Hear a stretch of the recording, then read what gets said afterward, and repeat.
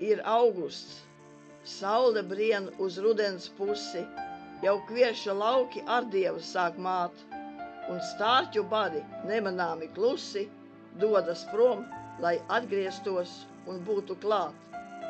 Vēl augusts, ziedi sēklu pogaļas jau raisa, it kā jusdami, ka vasara jau galā.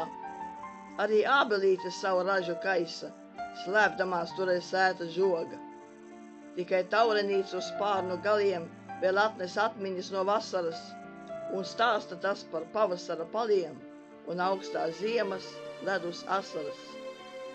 Jau augusts, miglas vāli rītos rasu dzer, ietīdami dienu vēsos palagos, un vānas skaļos uzbrēcienus ber, cerot izzanāt un izklīdināt tos. Jā, augusts, jāsāk atkal jauni spēki krāt, lai nav jāpaliek vēl dzīves takas malā. Būs citu gadu atkal būs pavasaris klāt.